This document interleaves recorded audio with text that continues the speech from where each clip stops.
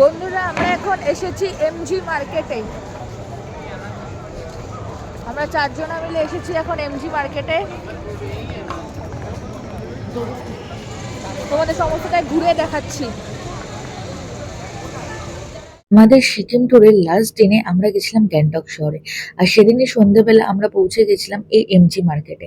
এক কথায় এমজি মার্কেটটা খুবই সুন্দর, প্রচুর দোকান রয়েছে।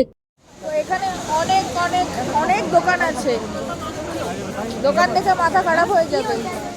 এই এমজি মার্কেটে এমন কোন দোকানটা নেই যেটা বলা মুশকিল।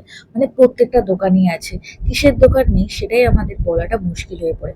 তো আমরা একটা সোয়েটারের দোকানে গেছিলাম, সেখানে কিছু সোয়েটার দেখছিলাম, কিন্তু এই এমজি মার্কেটে দেখলাম যে দামটা তুলনামূলকভাবে একটু বেশি সমস্ত কিছুর।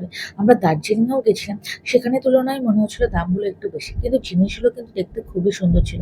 আমরা অনেক কটা দোকানেই গেছিলাম, সেই দোকানগুলো থেকে তোমাদের এগুলো দেখানোর চেষ্টা করছি। খুবই সুন্দর সুন্দর জিনিসগুলো ছিল, আর এমজি মার্কেটটা পুরোটাই সাজানো ছিল।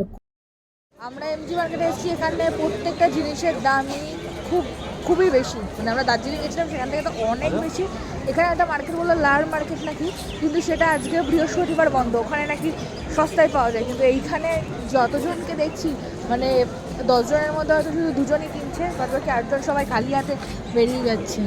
তো প্রচণ্ড মেহেঙ্গা হয়।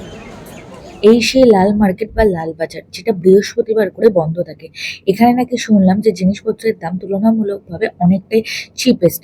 তো এখানে তোমরা যদি বৃহস্পতিবার বাদে অন্য কোনো দিন চাও, অবশ্যই সেগুলো দেখতে পারো, চেক আউট করতে পারো। তো আমরা এই জিনিসগুলো নিয়েছিলাম।